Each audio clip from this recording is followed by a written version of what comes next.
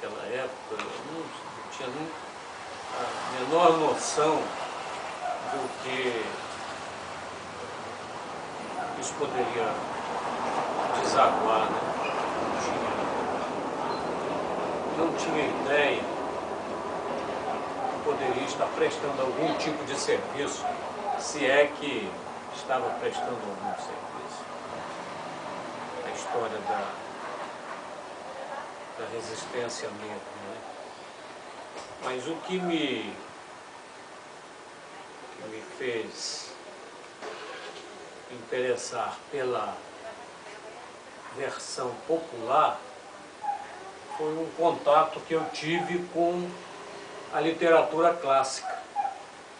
Ao contrário, essa dualidade foi a literatura clássica que me fez aproximar da oralidade. Esse aí que é o mistério da coisa. Porque quando eu devia ter 7 anos, fui matriculado na escola Joaquim Fonseca, em Conceição da Barra, para ser alfabetizado. Né?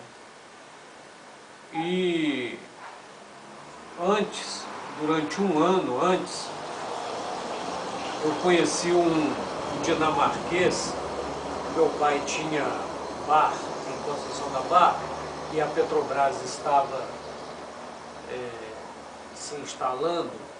Aliás, nem era Petrobras ainda, era uma empresa chamada Geofísica, fazia estudo de prospecção e tal, para a Petrobras.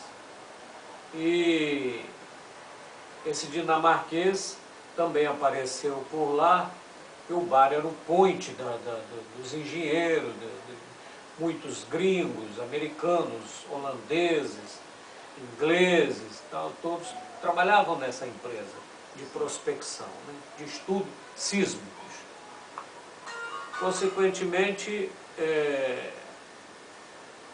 aquele dinamarquês, que ele estava lá com outros objetivos, que ele estava comprando do meu pai uma área, uma propriedade para plantar sisal, para industrializar, fazer cordas e capachos, esses derivados. Então ele, como era uma figura muito exótica, era um cara bonitão, quase 2 metros de estatura, branco, loiro, mas era um loiro, cabelo branco mesmo, loiro, um dinamarquês. Eu ficava assim impressionado, como é que esse cara é tão branco assim? Porque lá só tinha negro, né? População negra, baianos e capixabas, e descendentes de índios e negros. E aquela figura exótica, ele usava sempre ternos muito impecáveis, ternos brancos e sapatos de 2 cores. O nome era Stef van Doppelder. Stef Brob van Doppelder.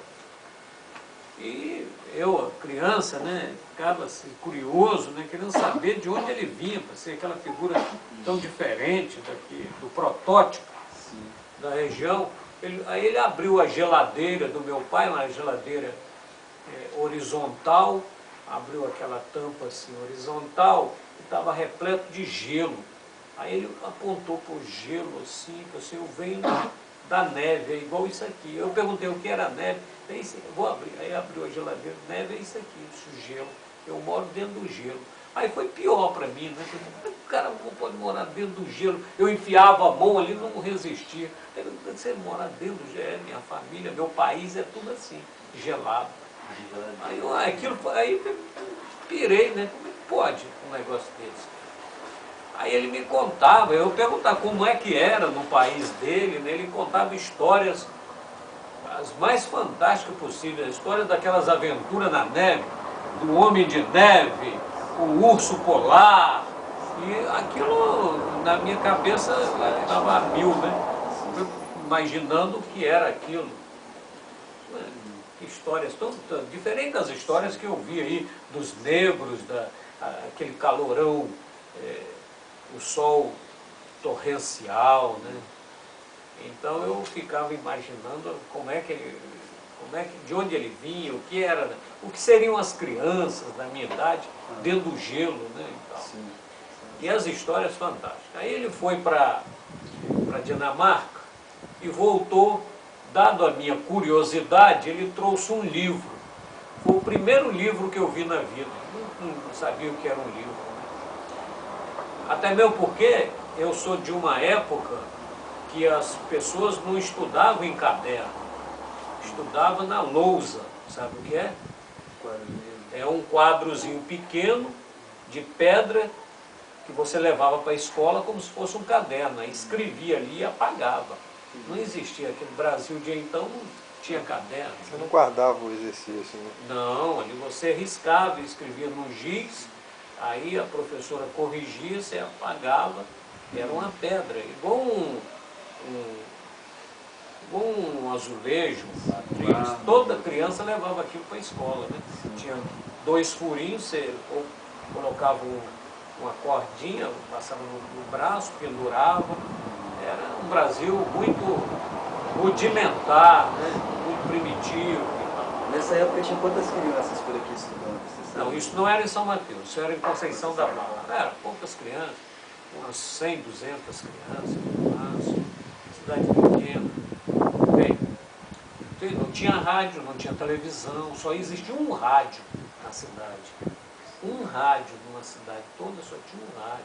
Todo mundo ia para lá para ouvir a Hora do Brasil, aqui todo mundo na janela do Manduca Eventos, que é irmão da minha avó, para ouvir o rádio. E aquele rádio, aquele ruído, você quase não ouvia nada, vai ficar todo mundo ali, tensão, olhando aquilo, o que estava acontecendo no Rio de Janeiro, né?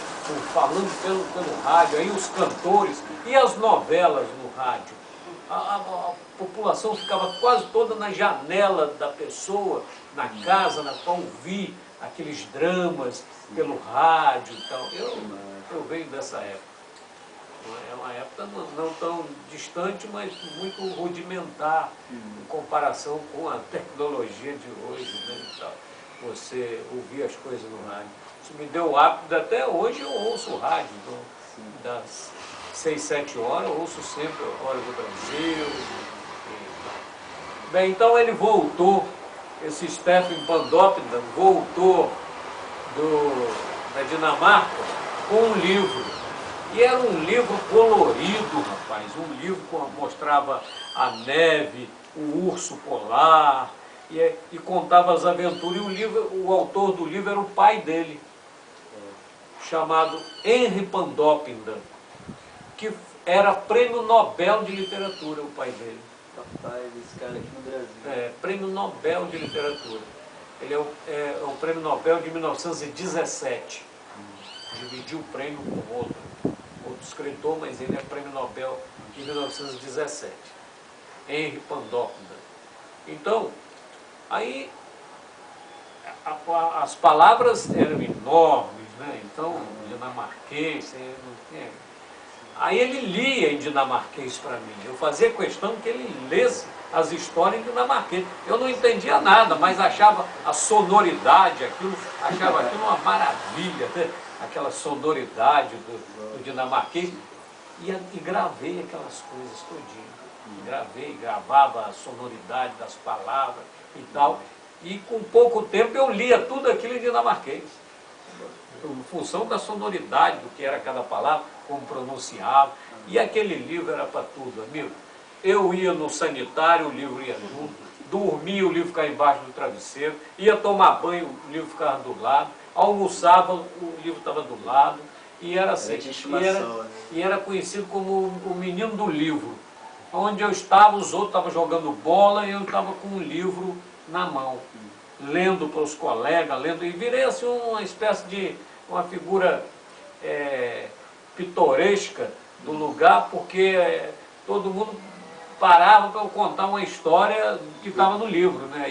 Aí eu já inventava coisas que não nem estava no livro, aí eu já Aí a imaginação a mil, né, fértil, e eu já falava as coisas, e falava em dinamarquês, aí eu já falava palavras por minha conta, né? Eu nem sabia que existiam aquelas palavras, já falava aquilo em dinamarquês.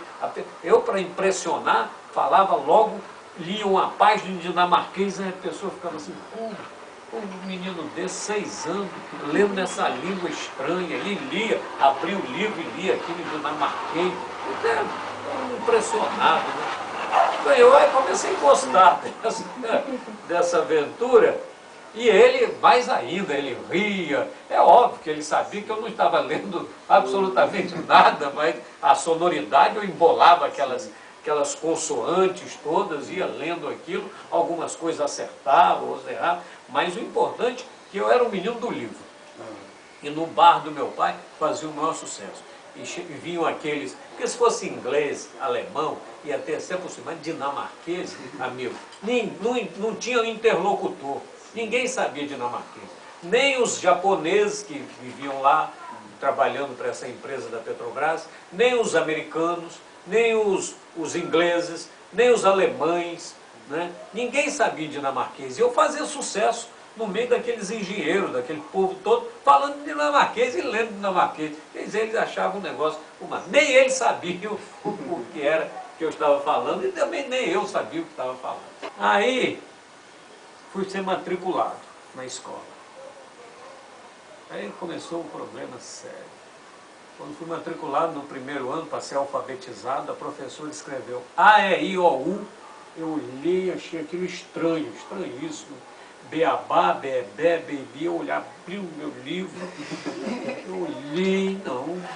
Não é isso que está aqui. Não quero isso aí, não. Eu quero isso aqui. Aí ela olhou e disse, isso é outro idioma, de outro país. Não, eu só quero aprender nesse livro aqui. Esse negócio aí não quero saber, não. Aí foi uma confusão, amigo, dentro da escola. Conclusão, fui reprovado. O primeiro ano eu fui reprovado como analfabeto. Pior ainda. Não conseguiu ser alfabetizado. Recusou-se, a professora recusou-se a ser alfabetizado. Não queria saber de jeito nenhum. Era português, eu olhava, não me interessava. Aí quando vi uma palavra em dinamarquês, ou eu escrevi em dinamarquês, ou falava, aí era uma maravilha, né? Então eu ficava interessadíssimo. Falava, lia para os colegas, lia na sala. Um dia a diretora chegou e falou assim, não vamos saber. Eu já era um problema, né? Eu já era um problema, né? Pessoal, nós temos que resolver essa situação. E foram lá falar com meu pai. Eu me lembro que a diretora chegou na minha casa e falou assim, seu Walter, o seu filho é problemático. Ele é problemático. Ele se recusa a aprender o português e vive com um livro aí, numa língua estranha. Então não tem como, nós temos que ou mandar ele para esse país lá, porque aqui ele não vai aprender nada, ele não vai aprender nada. Aí eu falei, nem quero aprender, já sei isso aqui, não quero aprender. Já batendo o pé, já. Consequentemente, rapaz, fui reprovado. Aí meu pai era marinheiro, né, rodou o mundo, marinha de guerra e marinha mercante, é uma pessoa excepcional. Aí nós tínhamos uma propriedade num lugar chamado Quadrado, aqui perto de Conceição da Barra, e todo domingo a família vinha canoa motor para o Quadrado e voltava. Bem, aí numa vinda dessa, num dia de domingo, meu pai teve uma ideia genial para resolver o problema, resolver de uma vez. Enquanto eu dormia, ele pegou o livro e jogou dentro d'água. Bem prático. Rapaz, quando eu acordei e perguntei pelo livro, ele disse, joguei na água. Aí eu quis jogar dentro d'água atrás do livro, rapaz. Chorei um mês inteiro por causa daquele livro. E aí foi um drama na cidade. Pô, meu pai entrou numa profunda comoção junto com a cidade. Rapaz, aquele menino do livro, jogaram o livro dele dentro d'água. Aí pescador queria atrás para ver se achava o livro. Fizeram campanha, vamos ver se acha o livro. Uma coisa, Acho o livro das piabas, isso é pra sessão surreal. Surreal. Rapaz, onde é que acha o livro? Onde é que está a jogar? Seu Walter, rapaz, jogou o livro. Aquele menino do livro, jogaram o livro dentro d'água, rapaz. Aí comoveu a cidade. Bom, aí apareceu, nessa comoção toda, apareceu um engenheiro da Petrobras chamado José Vilamário Vilela. Ele era, aí já estava a Petrobras instalada lá, né? E eu falei, não, vou resolver a situação, eu resolvo o problema. Bom, aí meu pai ficou feliz. Ele foi a Salvador e voltou, trouxe um livro. Era o Navio Negreiro de Castro Alves. Mas quando eu abri e vi que não era em dinamarquês, rapaz, rejeitei de pronto. Pronto. Rejeitei Nada prontamente. Eu falei, não quero o meu livro em dinamarquês. Bom, aí como era muito colorido também, muitas figuras, e aí ele começou a contar, aí declamava. Aí começou a declamar. E declamando o poema enorme, né? O Navio Negreiro com 20 páginas. Levava quase uma hora declamando e eu prestando atenção. Aí eu comecei a ser garimpado pela ideia, pela sonoridade também do idioma. Aí eu comecei a trair o dinamarquês e achando que o português era uma coisa interessante também. Mas de vez em quando eu dizia, eu ainda vou ter um livro em dinamarquês. Falava para o meu pai, não, um dia você vai ter o seu livro dinamarquês. Eu vou ter o meu livro dinamarquês. Lembro que no jantar, no almoço, fim de semana, que eu chorava, reclamava, ele falava, você vai ter o seu livro em dinamarquês ainda. 50 anos depois, o meu livro Pelé foi editado em dinamarquês. Imagina que é a ironia do destino. É quase uma retribuição. Quando eu olhei, quando eu abri o livro em dinamarquês, Ele profetizando. eu abri o livro em dinamarquês, amigo, olhei para o meu livro de volta, 50 anos depois, cara. Eu acho que ele já é um livro. Aí eu, a história, eu abri o livro em dinamarquês, aí aqui eu rememorei aquilo tudo, né? Bem, mas voltando lá, quando o cara começou a declamar o Navio Negreiro, eu fiquei encantado com o negócio. Aí nos anos 50, nós nos mudamos para São Mateus, né? Nos anos 50. E aí fui matriculado aqui na escola, porque eu havia sido reprovado lá em Conceição da Barra, como um analfabeto, né? Se recusou a aprender o idioma, estava escrito lá no negócio. Eu nem acreditava que existia isso. Um dia eu voltei à escola e não consegui lá o papel, rapaz. Declaração. Declaração da escola. Tem que colocar isso daí no currículo, Marcelo.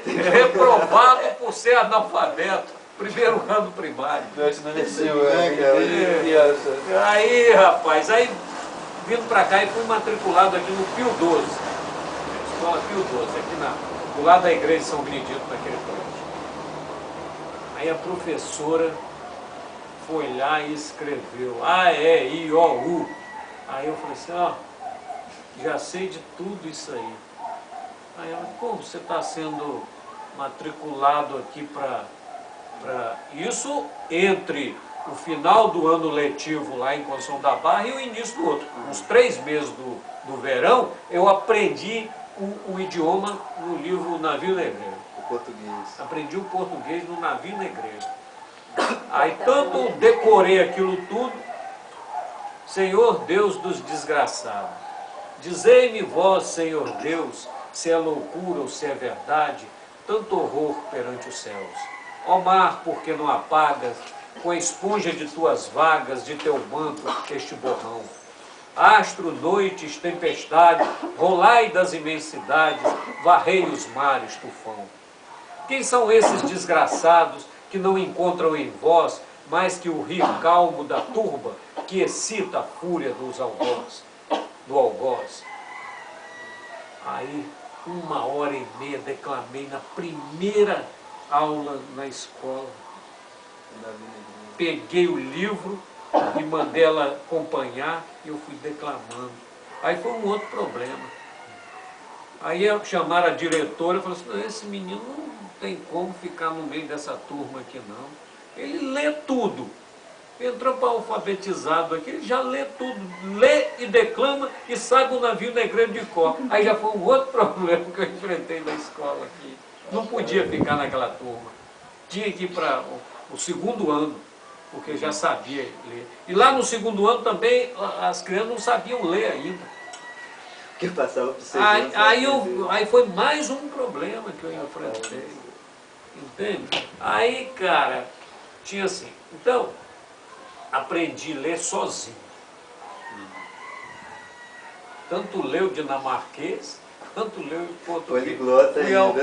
alfabetizado. O dinamarquês nem tanto. Iniciais de alfabetização, Mas- poliglota. Aí, e eu gosto da literatura clássica, né? E declamava o poema do Navio Negreiro, o poema do Castro Alves. E minha avó, que era portuguesa, e meu avô também, literato, meu tio-avô era correspondente do jornal no Rio de Janeiro, então, o jornal. Aí, ela fazia bolinho e só dava se eu declamasse um poema, né?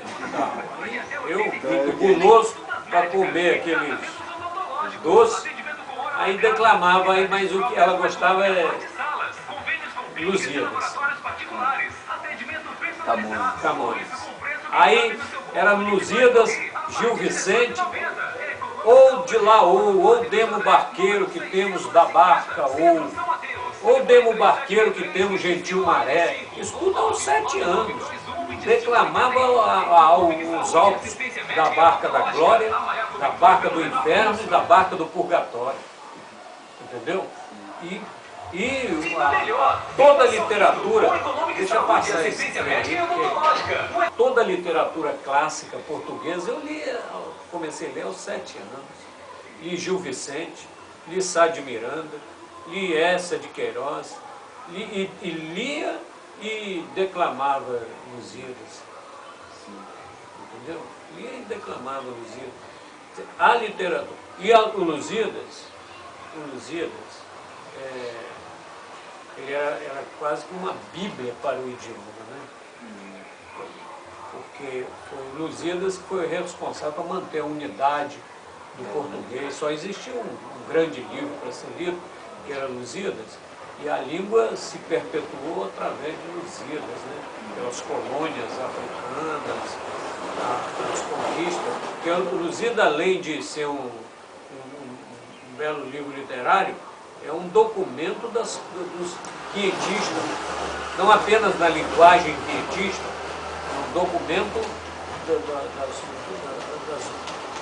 dos grandes descobrimentos.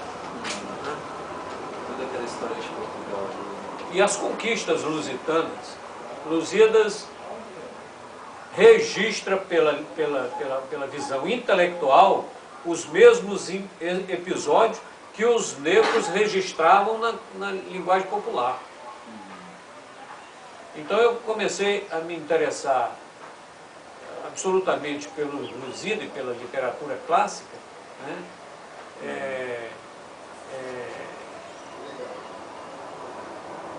Que sabia grande parte dessa história das conquistas lusitanas através de Lusíadas. Né? E, inclusive, eu li tanto Lusíadas, também porque lia para ganhar o doce que minha avó fazia, mas li tanto o Lusíadas, que tem 50 anos, Lusíadas são 10 cantos, 1.102 estrofes e 8.816 versos.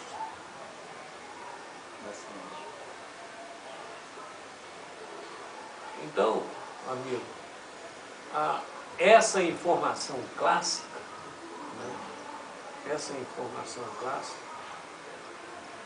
ela foi fundamental na minha vida, né, porque menino aos 7 anos, lendo todos os clássicos, Nessa época você já se atentava para as manifestações de cultura Não, popular? não.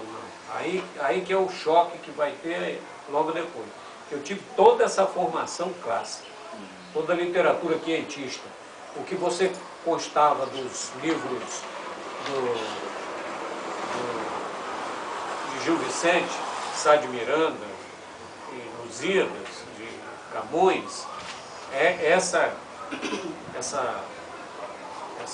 que é uma das melhores literaturas do mundo, né? Literatura portuguesa. Então, essa formação, você ter essa formação aos 7 anos, lendo todos os clássicos portugueses, né? E declamando, né? Sim. Declamando. Isso dá a qualquer pessoa. As pessoas não são tão eficientes porque não são forçadas à leitura, não têm o hábito da leitura.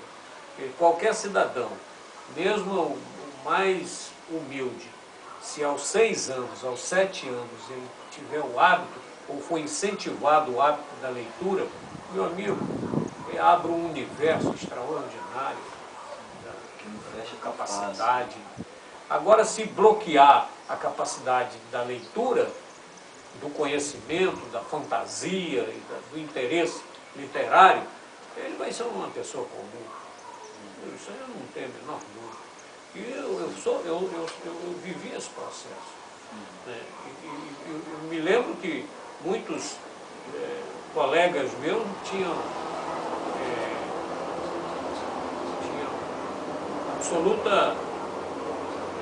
absoluta distância dos livros.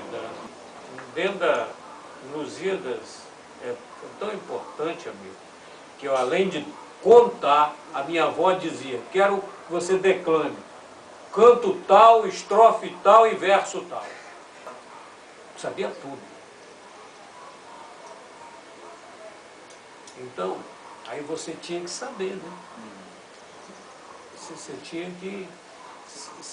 tinha que sacar aquele de 10 cantos, 1.102 estrofes, 8.816 versos, 8.816 versos, a pessoa te perguntar uma estrofe nesse universo todo, de um canto desse, e um verso tal, e você falar a 1000, aos 5 anos, aos 7 anos, aos 10 anos, você sabe. Aquilo aí, as armas e minha avó falava assim: eu quero que você declame no português castiço. Que é o da escrita. Não, português falado. Aí eu ainda falava, como ela era portuguesa, aí eu falava: as armas e os barões assinalados, que da ocidental praia lusitana, por mares nunca dantes navegados, passaram ainda além da Trapobana, e em perigos e guerras esforçados, mais do que permitia a força humana, antejante remoto edificaram novo reino que tanto sublimaram. Isso aí eu estou lembrando de coisa aqui de 60 anos atrás, né? Ficou gravado. Você não vai esquecer nunca. Aí ela perguntava: e canto tal, e verso tal, e estrofe tal, você fala. Aí você comia os bolinhos, né? Bem, aí como um jovem, uma criança, né? 10 anos, 6, 7 anos, 8 anos, 9 anos, 10 anos, era um fera em literatura. Literatura clássica, portuguesa, uma casa portuguesa, né? Tinha Lusíadas, Gil Vicente, Sá de Miranda, e essa de Queiroz, e tinha Machado de Assis, e tinha os clássicos brasileiros, e Jorge Amado, e tinha tudo, mas os clássicos portugueses.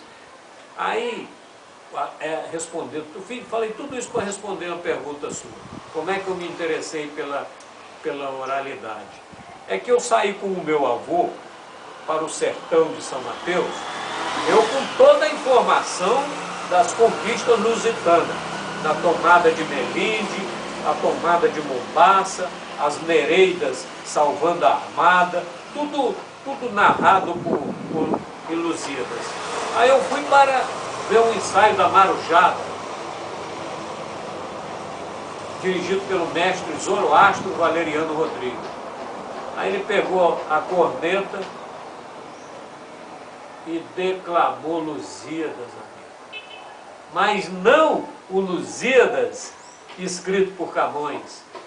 Declamou todos os versos que os ancestrais deles escreveram sobre os mesmos acontecimentos que inspiraram Camões a escrever Lusíadas.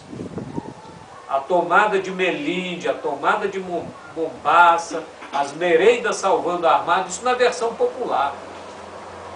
Aí eu fiquei num dilema, eu perguntava, será que ele tem uma avó que faz docinho para dar a ele também, para ele se interessar? Eu fui conversar com ele de onde ele tinha lido Lusíadas, que tudo que ele falou estava em Lusíadas. Todos aqueles episódios estavam em Lusíadas. Aí eu terminou o ensaio, eu fui conversar com ele, eu tinha uns 10 anos, conversar a respeito onde que ele leu Lusíadas, como que ele leu. Ele falou assim, não, eu sou analfabeto, não sei ler. Não. Mas como? Não, isso foi meu pai que contou, que o meu avô contou para o meu pai, meu bisavô, e que veio lá da África. Essas informações, aí eu fui fazendo versos. Mas e a linguagem me interessava? Porque é a linguagem quinhentista. É o que se escrevia e se falava em 1500. Ou demo barqueiro que temos gentil maré. Esse locativo, ou de lá, ou da barca, ou. Isso está impregnado nos anos de 1500. Então eles aqui no sertão de São Mateus usavam a fala do quinhentista. Por quê? Eles trouxeram essa informação através do folguedo, da cultura popular e tal. E aí, amigo, eu que tinha toda a informação clássica, da literatura clássica, que aquilo era muito bonito, muito interessante, mas muito estático. Quando eu fui para contato com o mestre Zoroastro, ele dramatizou tudo. Ele tinha a Marujada, um grupo de guerreiros marujos que dramatizavam as guerras todinha. Aí me encantou. Aí da informação clássica que eu tinha, quando cruzou com a informação popular, quando eu tive conhecimento da visão que o negro trouxe da África, da informação sobre os grandes acontecimentos, sobre os mesmos episódios que inspiraram Camões a escrever Lusíadas, mas só que era dramatizado, né? Tinham as guerras, as batalhas, os marujos, não era apenas um livro, era a informação oral e a dramatização do fato. Aí eu me encantei pela oralidade, pela literatura popular, pela informação popular, que via ali uma força enorme, que aquilo resistiu a 500 anos, passando de geração para geração, né? Assim como os livros resistem porque estão impressos, mas a informação popular também resiste, que ela vai sendo disseminada pelas gerações afora, né? Isso foi o suficiente para eu me apaixonar pela informação popular, pela versão popular dos fatos. Aí comecei a pesquisar e deu no que deu. Aí já é diferente. Eu já começo a descobrir os personagens. Eu começo a descobrir os personagens. Esses personagens, eu começo a andar atrás desses personagens. Através do próprio mestre Zoroastro Valeriano Rodrigues, de ex-escravos, né?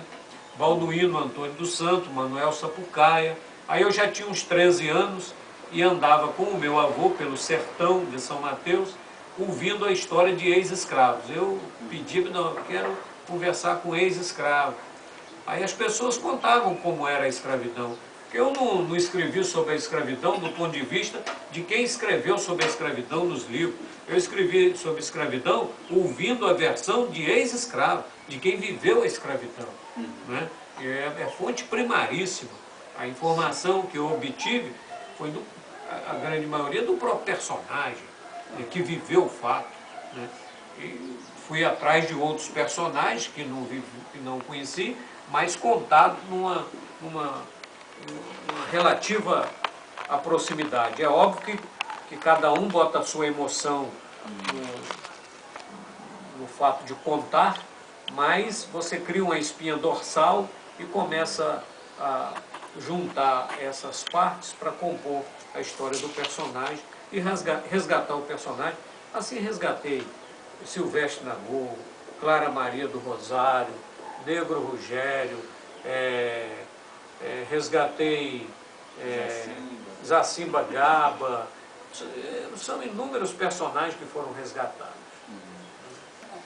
Quantos escravos em média chegaram em São Mateus no período do início da escravidão aqui na região até o término? Mas aproximadamente uns 10 mil escravos. Houve uma época em que a população era de 5 mil negros e 500 brancos, em um determinado período. Mas a população flutuante, ela foi muito maior do que isso. E tem um outro detalhe, você não pode prever isso com precisão, primeiro porque aqui predominou o comércio clandestino. O tráfico clandestino aqui permeou todo o período da escravidão, até a proibição em 1850 com a lei Eusébio de Queiroz. Mas assim, tem uma noção de que século foi essa, que tinha essas 10 mil? Não, eu não estou dizendo. Nesse período de 1850 a 1860, deve ter tido uma população de 5 mil negros para 500 brancos. 5 mil negros. Para 500 brancos. Aqui o branco era 10%. Só que como o comércio aqui clandestino foi muito expressivo, dificilmente a gente pode ter um dado concreto. Eu estimo que tenha entrado uns 10 mil africanos aqui em São Mateus. Mas que passaram por aqui, sem ficar aqui, só pelo comércio. O produto negro e que saiu. Impossível, porque o comércio clandestino foi muito grande aí. Os navios chegavam diariamente. Né? Centenas de milhares, vamos dizer, que passaram. E daí entrava e ia para Minas, para Goiás, Tocantins, estava tudo por aqui. Você tem noção de quantos aqui receberam as cartas de alforrias aqui em São Mateus?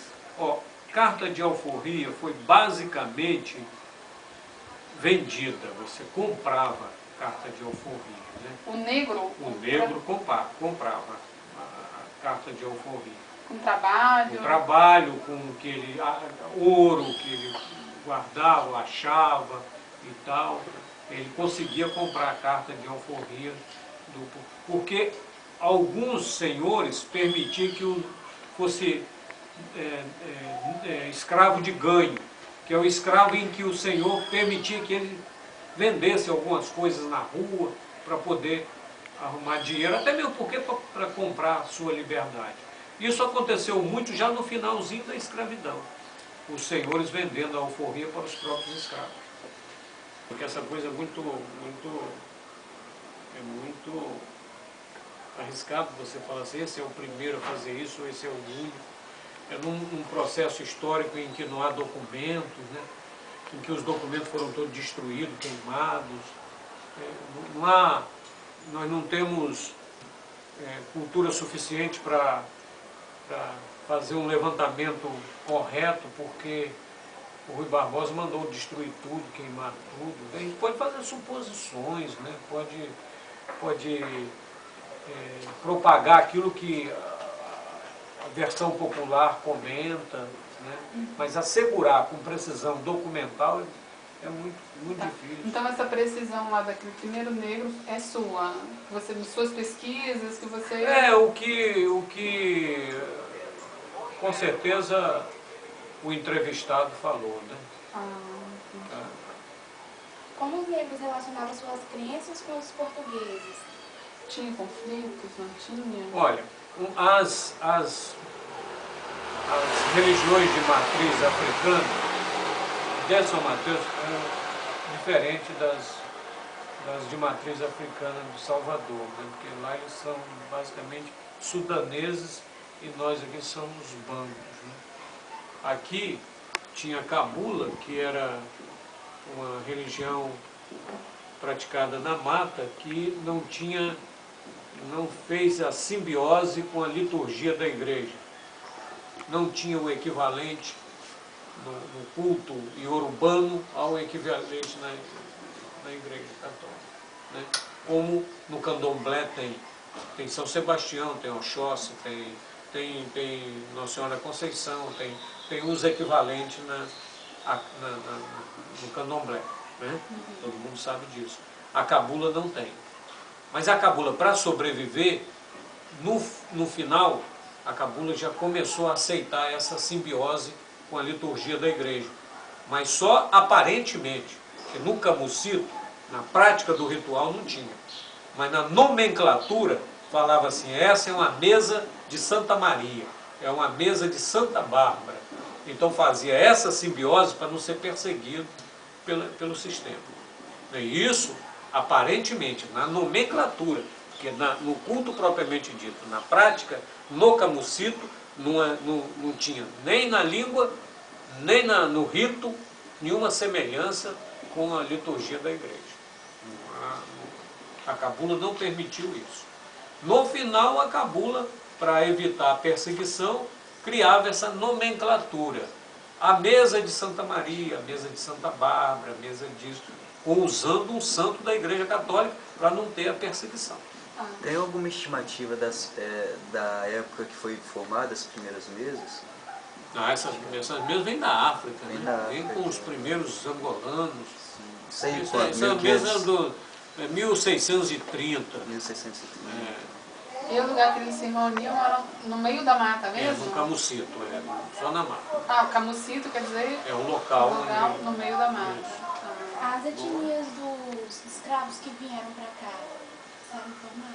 Ó, nós somos basicamente aqui angolanos, ou seja, de Cabinda e Benguela, somos de Congo, Guiné, Moçambique, Mina e Cabo Verde. Essa é basicamente, nossa região é basicamente essas etnias. É isso aí. Em 1968, eu já era estudante, já estava militando no Partido Comunista, eu tinha contato com os comunistas da cidade, as melhores pessoas da cidade eram comunistas. Eu quero ser comunista também. Roberto Silvari, comunista. Dr. Nelson, comunista. Aldemar Neves, comunista. Almir Neves, comunista. Milton Esteves, comunista. As pessoas mais lúcidas mas aí eram taxados de comunistas. Eu falei assim, eu quero ser comunista também. Então, os caras mais inteligentes, os caras mais lúcidos da cidade são taxados de comunistas. Eu quero ser comunista também. Né? Aí, eu era ainda estudante, aí nós havíamos descido ao Porto, testemunhamos toda a dificuldade das mulheres, fizemos passeata com as mulheres, levamos para a porta do fórum. Aí, e em 1968, isso foi em 67, 68, com a morte de Edson Luiz de Lima Souto, lá no Rio de Janeiro, que era estudante secundarista, né, foi morto no calabouço, em 29 de março, se eu não me engano, de 1968. Aí eu fui para participar da passeata do 100 mil, essa famosa passeata, para voltar no outro dia, e me encantei com aquele Rio de Janeiro e tal. E depois voltei para ficar. Mas aí, já em 68, com o regime militar assassinando muitos estudantes, prendendo, torturando, eu já escrevia, né? Já estava escrevendo, escrevi Saudação Estudantil, o 31 de março que eu vi, e fui já na militância e fui panfletar e tal. Aí em 69 fui para Ponte Nova, panfletar em Ouro Preto, aí fui preso lá em Ponte Nova, né? Primeira vez que Minas Gerais, né? Nós saímos a pé de Ouro Preto para Ponte Nova. Eu e um companheiro chamado Antônio Carlos Bicalho Landa, conhecido como Calzinho. Aí nós viemos a pé de Ouro Preto para Ponte Nova, na rodoviária ele pegou um ônibus para Belo Horizonte, da Polícia Federal atrás da gente, né? E eu ia pegar um ônibus para Vitória, mas eles deram uma batida na rodoviária atrás de estudante, né? Óbvio, né? Que tinha um festival de inverno em Ouro Preto e os estudantes protestaram muito. Eu panfletei muito também, meus próprios poemas, feitos no mimeógrafo e tal. Panfletei muito aí, caí, né?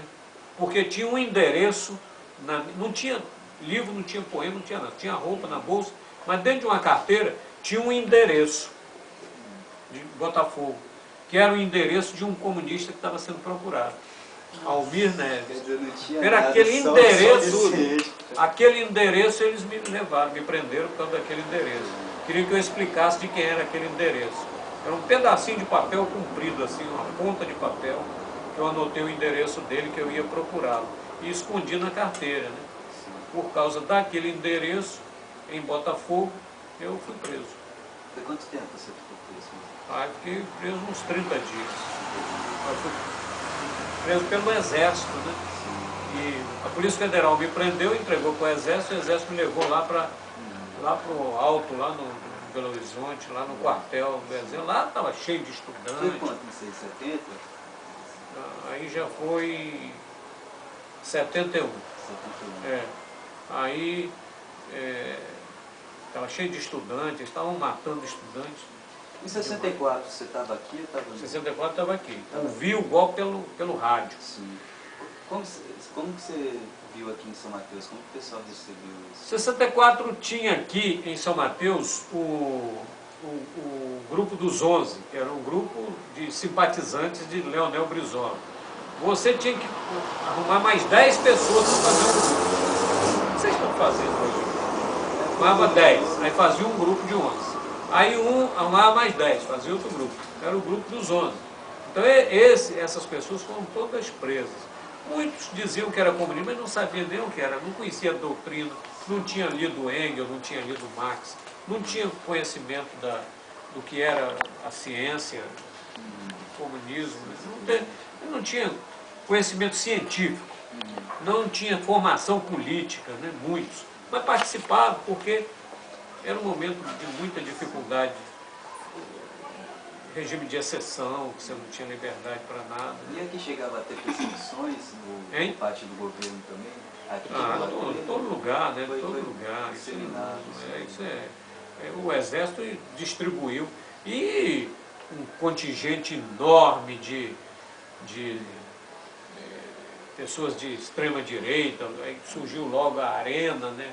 Era o partido do governo, o partido dos militares, aí a elite todinha estava junto as pessoas estavam na Arena, eram filiadas à Arena, né? Que era a Aliança Renovadora Nacional, né? O partido do governo. Quem eram as pessoas aqui em São Mateus? Bom, a elite toda, né? Toda a elite fazia parte. E os intelectuais, não, os intelectuais estavam no grupo dos 11. Intelectuais e até pessoas que frequentavam a elite, mas faziam parte do grupo dos 11, como Roberto Silvari, Dr. Nelson, Salvador Bonomo,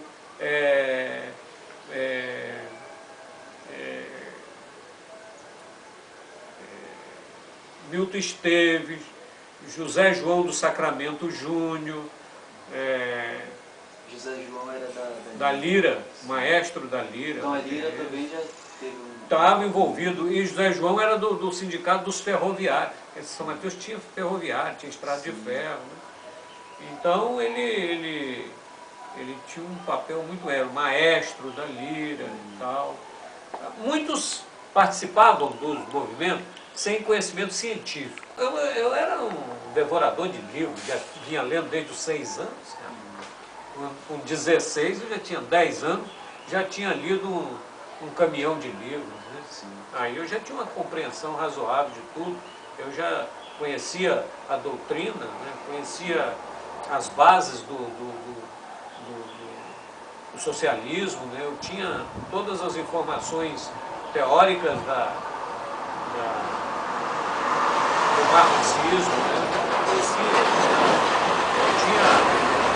já estava bem familiarizado, porque eu sabia o que eu queria. Consequentemente, eu acompanhei a cidade como jovem, fazia teatro e tal, acompanhei a prisão dessas pessoas todinha em 64, aqui em São Mateus. Esses 11 eles foram presos. Então, vários foram presos. Todos na cadeia. O médico da cidade, Roberto Silvares, todo mundo preso. Todo mundo preso. A prisão era ali onde é hoje é o museu ainda? Onde era outro lugar? Não, a prisão era onde tem a delegacia lá, o DPJ. Ali era a prisão, era ali. Aí a cidade perdeu, ficou estarrecida, né? Porque aquelas pessoas absolutamente fundamentais para ser respeitáveis e tal, todo mundo comunista, todo mundo preso, ninguém sabia que era. Então aí todo mundo ficou assustado, porque espalhavam que o comunista comia criancinha, né? Então é bom, esses caras são devoradores de criança e tal. Ô Marcelo, durante essa época, os grupos, as críticas que tinha, que geralmente tem nesses grupos de Ticumbi, Reis, eles tiveram alguma coisa diretamente contra a ditadura ou se manteve aqui? Não, isso já vinha de muito tempo. Desde lá do Império faziam críticas, né? Fizeram crítica no Estado Novo, fizeram crítica quando a implantação do eucalipto, né? Vendemos nossa terrinha para vir morar na cidade, trabalhar no eucalipto e passar necessidade. Chegou um moço vistoso com dinheiro e com razão, dizia se nós não vendêssemos nossas terras, o Brasil não ia para frente não. Se nós vendemos nossa terra e vendia muito mais, o Brasil só dá para frente, nós só dá para trás. Então, a crítica da cultura popular, ela está presente em tudo, todo período, desde a Primeira República, do Império. Você vinha protestando através dos folguedos, né? Através é o palco, a questão do palco. Onde é que você tem? É aquele foro. Você tem aquele foro privilegiado para protestar, você é um cara que é convidado para tirar uma brincadeira. Aí você usa aquele conhecimento seu e aquele espaço para fazer o seu protesto. Né? Bom, eu voltei. Depois que eu saí, eu voltei no sepultamento de meu pai. Já tinha aí uns 5 anos que eu não vinha à cidade, né? A cidade se viu livre de mim, né? Eu já me incomodava, fazia passeata de prostituta, denunciava os maus tratos. O Lions, o clube aí de serviço, tinha uma campanha que chamava-se Saúde da Mulher. Então eu fui lá falar com os caras, falei assim, a campanha tem que ser saúde das mulheres, porque não saúde da mulher, que era mulher do cara lá do Lions. Você sabe por quê? Porque as prostitutas tem que ser o foco dessa campanha.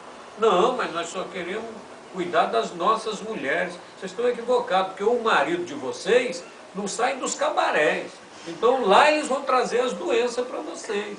Então se vocês tratam as mulheres lá, vocês evitam que vocês fiquem doentes. E aí tinha uma freira, eu não vou nem falar o nome dela, que ela ainda está aí. Aí ela era a diretora lá do hospital e proibia que o Hospital Maternidade de São Mateus atendesse as prostitutas. Quem atendia as prostitutas era o Roberto Silvares, nessa casa aqui. Ele que atendia as mulheres. Por isso que nós, estudantes, nós fomos com ele aí nos cabarés para ver o estado da saúde pública das mulheres, né? Eu procurei antes, dizendo que tinha informações assim, não, você está correto, a saúde é fundamental, essas mulheres estão transmitindo doenças aí, elas têm que ser cuidadas, são vítimas. Aí nós fizemos essa passeata não sei se piorou ou melhorou, mas o certo é que a elite pressionou, a elite, eu já tenho uma briga com a elite desde essa época, desde 64. Aí a elite toda pressionou o juiz já até morreu recentemente, chamado Valdir Vitral. Ele mandou despejar todas as mulheres dos cabarés aí botava essas mulheres nos caminhões, levavam aí para o sul da Bahia. Algumas que tinham alguma posse ficaram ali num lugar chamado Encruzo, aqui em São Mateus, e montaram ali alguns cabarés. Mas o Porto foi condenado a desaparecer. Nessa época já não era tombado. Não, ainda não. Isso aí é 67, 68. Aí o Porto foi condenado a desaparecer, porque não tinha vida mais, né? Estava tudo fechado, as casas lacradas. Era um gueto, havia sido um gueto por 50 anos, né? A cidade, a luz da cidade apagava às 10 horas, dava sinal às 9h30, um sinal às 9h45, dava o segundo sinal, às 10 horas dava 3 sinais e apagava. Aí os homens iam para os cabarés, onde tinha os lampiões, os cabarés, todo mundo descia para os cabarés. As festas, Lauro, Rosalvo, os artistas populares se apresentavam, né? Era uma farra. Consequentemente, eu ouvi tudo isso, né? E nós fizemos essa passeata, levamos as mulheres. Aí, com a expulsão das mulheres, eu fiquei assim, a cidade foi se tornando muito pequena, né? Pequena, porque eu já tinha ido ao Rio, já tinha visto, já tinha feito contato com uma série de intelectuais. Aí aqui as minhas relações eram com aquelas pessoas tidas como comunistas, mas muitos se afastaram por causa da família pressionando, muitos foram presos, mortos, porque o sistema matava, né? O sistema matava, prendia e matava. Então, quando eles tiraram as prostitutas daqui, já foi uma ação direta por conta da... Foi pressão das elites em cima do regime militar, para o regime pressionar. Porque aqui era uma elite que era muito ligada à arena, muito ligada aos militares, né? Eles tinham toda uma ligação com os militares, com os caras da pior qualidade, né? Não tinha respeito nem sentimento pela cultura, nem pela arte, nem pelos direitos humanos, nem nada. Eles queriam poder a todo custo. Aí isso daí foi quando você saiu. Aí eu não dava mais para ficar. Como é que eu vou ficar numa cidade em que os meus ídolos estão todos presos? Perseguidos, pressionados. Era Almir Neves, fugido. Aldemar Neves, fugido. Milton Esteves, escondido na mata. Roberto Silvares, preso. Dr. Nelson, preso. Esse pessoal ficou muito tempo preso? Ficou um bom tempo preso, né? Depois saíram, né, e tal. Então essas melhores cabeças da cidade, não estou dizendo a elite econômica, financeira, a elite até cultural, tudo é ligado à arena, ao governo, aos militares. Eram poucos. Aí era eu e mais uma meia dúzia, meu companheiro de lutas, o Vitorino Alves Moitinho, o Tiba, né, que foi assassinado no Rio de Janeiro, né, no confronto com o Exército. Ele foi na minha frente. Depois foi também, que foi morto no Araguaia, em confronto com o Exército, um outro companheiro meu, que era João Galberto Calatrone, o Jonga, né, que também saiu de São Mateus na minha frente. Então teve muita gente daqui de São Mateus. Tinha, né? No confronto tinha. Aí foram para a luta, né? Foram para a luta. Aí eu fiquei numa época que falei assim, pô, eu tenho que ir. A cidade não me quer aqui, de jeito nenhum. Né? Eu sou uma pessoa avisada. Já tinha feito essas passeatas com prostitutas, escrevia, protestava, fazia poema contra o regime. E meu pai era liberal, ele não, faz o que a sua consciência manda. Aí eu tive que ir embora, fui embora. Aí no Rio eu tive uma luta muito grande contra o regime, que publiquei e escrevi essa obra toda aí. Sim. Quando eu voltei, o porto já havia sido tombado. Os intelectuais em Vitória, né, resolveram vir em São Mateus com o presidente do Conselho Estadual de Cultura e baixou um ato, fez o tombamento nas casas, mas a elite não tinha interesse, que a elite mateense sempre odiou o porto. Aliás, vou ser generoso aqui, 90% da população odeia o porto. Até hoje. Até hoje. 90%, estou sendo generoso, entendeu? Acha importante só a fotografia. Ah, que maravilha. E tira os pessoal tudo também. Não, da foto. tira prostituta, tira índio, tira negro, tira tudo. Tira tudo, só deixa a foto ali. Ali até aí eles curtem, entendeu? Porque lembra dos avós, dos bisavós e tal. Mas o porto da luta, da resistência, o porto dos quilombolas, da luta dos marinheiros, contra o comércio de cabotagem, o porto da luta dos cantadores, dos facãozeiros, da luta dos violeiros, da luta dos quilombolas, da luta de todas as pessoas que sonhavam com anseios de liberdade. Esse porto não está no contexto do porto das elites, nunca teve, né? Por isso que as elites sempre preferiram que o porto fosse destruído.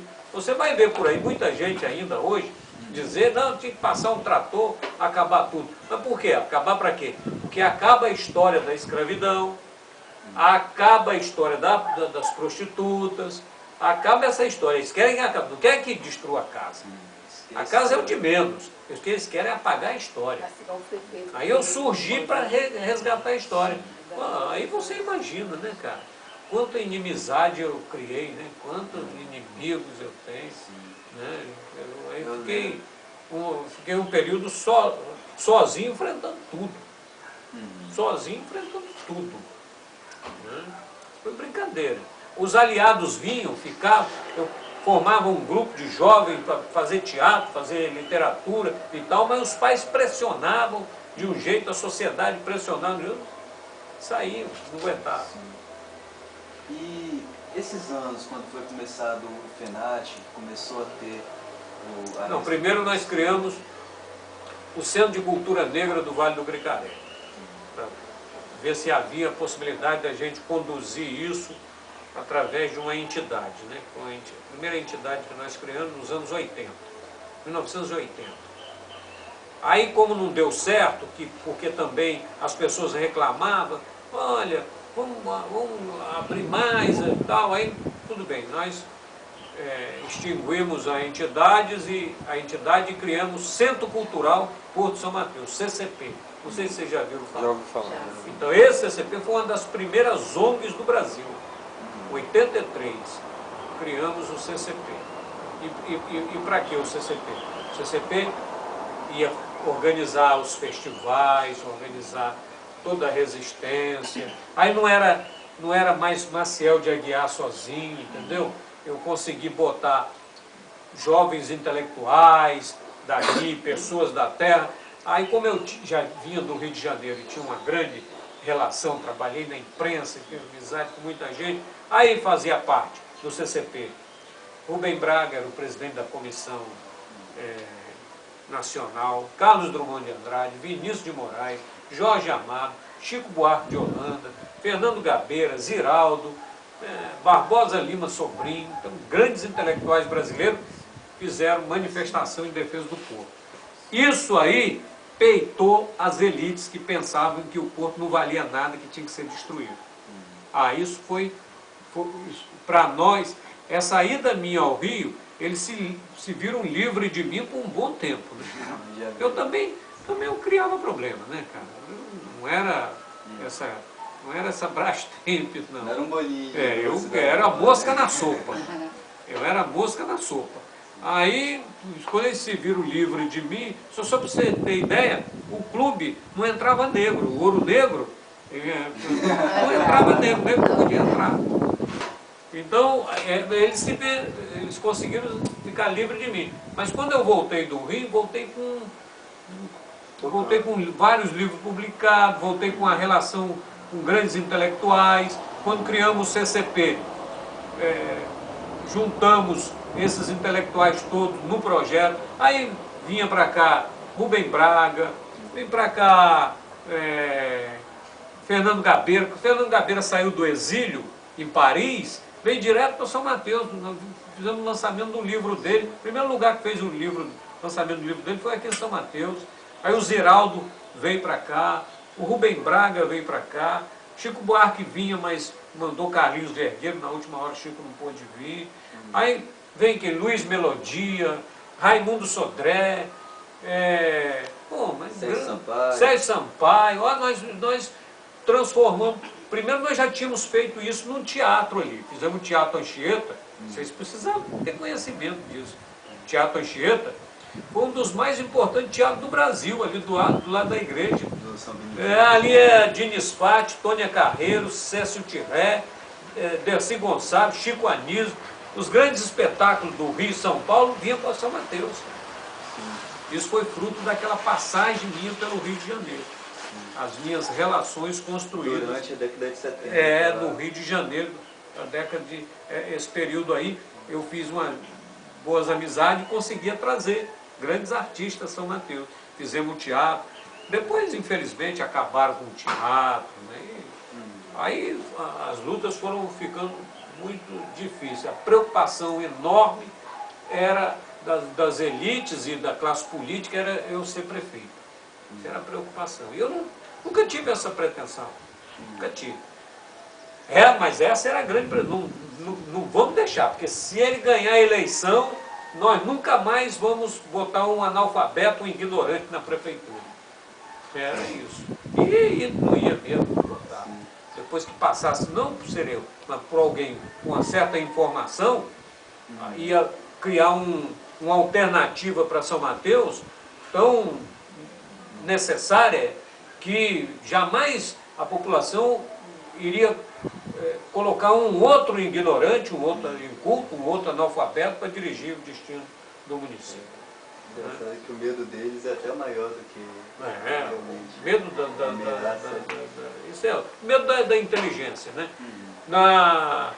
Isso não é de agora, isso é de muito tempo. Quando Mussolini fez um pacto com Hitler para dominar a Espanha, para dominar a Itália, o Franco na Espanha e o Mussolini na Itália, os adeptos deles diziam: viva a morte e abaixo a inteligência. A única coisa que que essas pessoas temem é a inteligência. Ele não teme outra coisa, só teme a inteligência. É a única coisa que um tirano pode se preocupar é com a sua inteligência. Porque se você, amigo, for uma mente dominável, ele não tem problema nenhum com você. Não transigir com o estabelecido, eles vão temer você. Então, aí quando na Espanha de Franco, quando Franco caiu, os adeptos de Federico Garcia Lorca cantavam pela rua: viva a inteligência, abaixo a morte. Né? E a inteligência é fundamental a tudo. Então eu vivi momentos cruéis e terríveis em São Mateus. Cara. Depois aí participei da fundação do PT, fui um dos fundadores do PT, fui vereador, o próprio partido tentou me derrotar nas eleições, para você ter ideia. O próprio partido tentou, se articulou com as elites políticas para subtrair meus votos. Eu estava em último lugar, aí eu pedi recontagem e de último lugar eu vim para primeiro. O próprio partido armando com as elites. E essas pessoas que armaram saíram depois do tempo. Mas me obrigaram a sair do partido também. suas relações assim de postos políticos, você teve o vereador? Eu fui vereador, constituinte, trabalhei muito para fazer a lei orgânica, e depois consulta isso aí. Regimento interno, o código tributário, código de posturas. Foi um período de muito... Eu acho que dei uma parcela de contribuição muito grande, né? Nessa parte legislativa. Eu não tinha muito interesse nenhum de executivo, ser prefeito, mas o temor era esse, o medo era esse. Porque relativamente tudo que eu me envolvia era sucesso. Era o Teatro Anchieta, eram os festivais nacionais de teatro, eram os festivais do Porto, era as campanhas em defesa do Porto, a mídia nacional falando de São Mateus diretamente, os grandes artistas falando de São Mateus, novelas citavam o nome de São Mateus, das coisas que aconteciam em São Mateus. Quer dizer, as elites tinham, não, ele não pode, tudo bem que faça tudo isso, ele não pode ser o prefeito. Eu não tinha esse interesse. Não tinha esse interesse. Mas o temor era grande. Você pesquisa depois isso. Mas eu já estava acostumado. Eu não faço nada para as elites de lugar nenhum, muito menos para a elite mateense. Para mim era um absurdo aquilo lá. Mas eu não estou nem aí para eles. Pô, eles fazem campanha contra mim. Tem 50 anos que eles falam isso, falam campanha. Eu não faço nada para eles. Nem para favor, nem contra. Eu desconheço qualquer tipo de ação e toco a minha vida. Eu fui um incômodo porque eles tentaram impedir que eu fosse escritor, eu fui escritor. Tentaram impedir que eu fosse vereador para fazer a lei orgânica, eu fiz e fiz uma boa lei orgânica. Tentaram impedir o movimento cultural, e o movimento cultural foi bem sucedido. Tentaram impedir que eu fosse secretário de Estado, fui secretário de Estado. Tentaram impedir que o Porto fosse restaurado, o Porto foi restaurado. Tentaram impedir que o Museu África Brasil sobrevivesse e o museu sobrevive. Então, todos que eu até torço para quando eles ficarem contra, que é Senão que vai vai funcionar. Se for diferente, até dá... O dia que eles ficarem do meu lado, aí eu vou dizer, ó, eu estou derrotado. Nem contar você sem falar da Ópera Guarani, coisas importantes que nós realizamos, festivais nacionais de teatro. Ó, revelou artistas aqui no festival, Marcela Cartacho, Miquéia Paz, Mário Bortolotto. São Mateus nos festivais nacionais de teatro, revelou talentos que estão fazendo sucesso no cinema, na televisão, no Brasil inteiro. Todos revelados aqui, nos festivais nacionais de teatro. Os festivais do Porto também, foi um negócio fantástico, né? Um show que Luiz Melodia fez, ele diz, o meu melhor show, não cansou de dizer isso, foi no Porto de São Mateus. Não, então, a Ópera O Guarani, pô, quem viu a Ópera O Guarani, pode escrever, nunca mais vai ver nada semelhante. Nada, com certeza. Nunca mais vai ver nada. Eu também. Nunca mais vai ver. Então, eles tentaram impedir que eu fizesse a Ópera O Guarani. Né? Aí foi...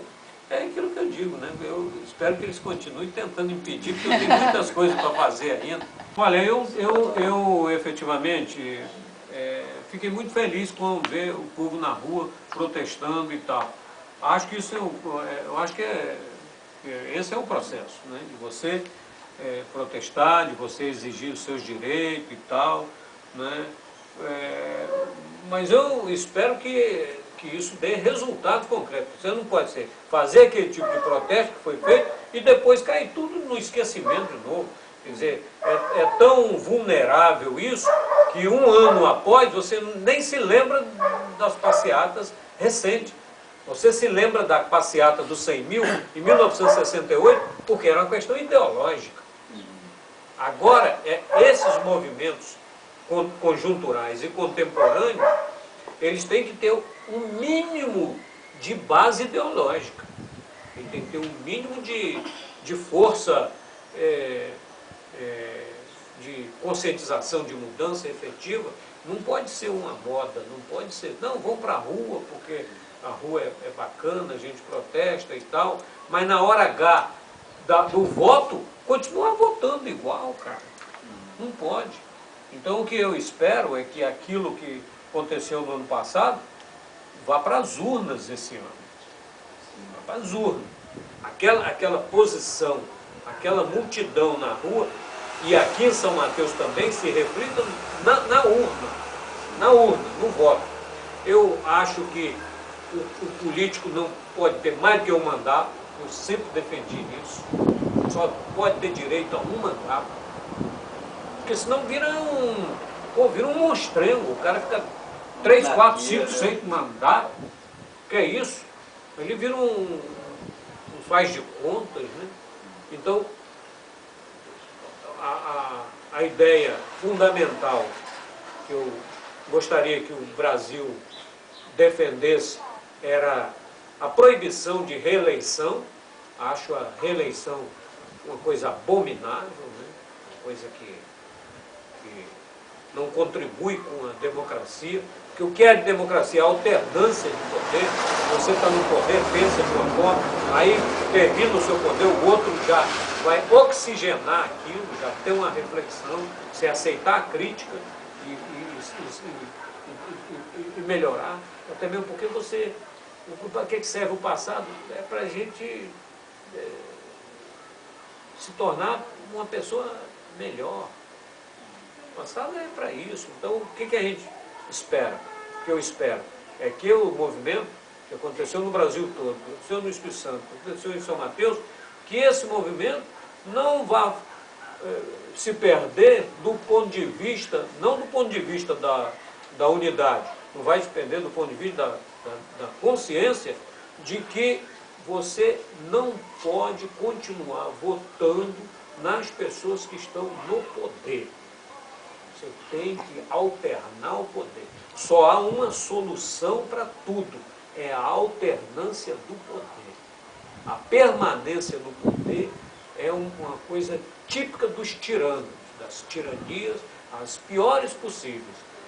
E quando uma pessoa que é candidata e exerce uma função, ela tem que dar sua contribuição para aquele processo.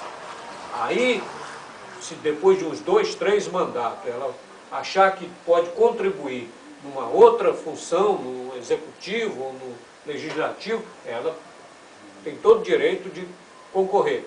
É mesmo porque quem vota pode ser votado. Essa é a democracia. Você pode só votar. Você vota, pode ser votado.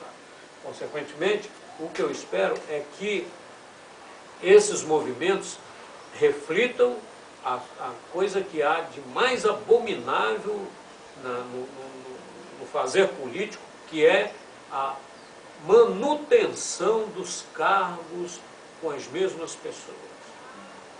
Isso é abominável.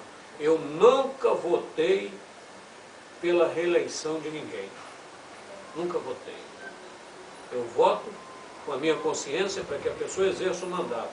Mas não voto naquela pessoa, mesmo que faça um bom trabalho, torço para que uma outra pessoa possa assumir para oxigenar a coisa, para dar uma nova dinâmica, para uma nova reflexão. Porque senão, amigo, se você vota naquela segunda vez na pessoa, aquela pessoa vai montar um esquema para que um terceiro ganhe, para que um quarto ganhe, para se permanecer no poder por muito tempo. E aí quem perde a democracia, quem perde a inteligência, quem perde a reflexão, quem perde tudo.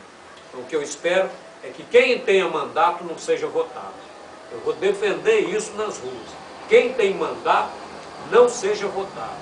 É isso que eu espero. Que possa oxigenar essa questão. Eu tenho muitos amigos que vão ficar zangados comigo. Mas eu acho que o princípio da possibilidade, até efêmera, de sermos um país melhor é oxigenarmos o exercício da política. Que você presta um grande serviço durante o seu período como legislador, como prefeito, como governador, como secretário, como quer que seja, ministro, mas que você saiba que aquilo não pode ser vitalício, que aquilo você não pode fazer daquilo o seu meio de vida e que você tem que permanecer com as suas ideias, suas reflexões, mas que o cargo não é seu. O Porque todo mundo acha que o cargo é dele. Do Estado. Né? O cargo é da população, o cargo é do povo. O povo tem que delegar esse poder. O que você me perguntou o que é que eu espero? Eu espero que o que aconteceu possa vir para a rua novamente, mas se refletir na urna, porque esse ano tem eleição, ano passado não teve, esse ano tem eleição. E refletir na urna como? Só tem uma solução para a gente ser um país, é votar para oxigenar a função pública, tirando quem tem mandato do poder. Meu amigo, o dia que a população brasileira perceber isso, o dia que o povo perceber isso, resolve o problema do Brasil. Porque aí o fazer político não fica uma capitania hereditária. Aí acabam as castas todas, acabam as oligarquias, acabam por que ninguém consegue apresentar um projeto de lei para o cara ser só um mandato? Todo mundo quer ficar lá calado. Então não tem que acabar. Aí você, não, mas as grandes democracias, você se reelege. Mas as grandes democracias, o cara vota num cidadão, ele cobra. Aqui você vota, um mês depois você não lembra mais em quem votou. Aí, Marcelo, para terminar esse trabalho último aqui que você tem feito do África Brasil, como que foi reunir esse assunto? Isso aí é outra entrevista. É muita coisa. De repente, no dia da Consciência Negra, a gente faça essa, né? Pronto, fechou. Fechou.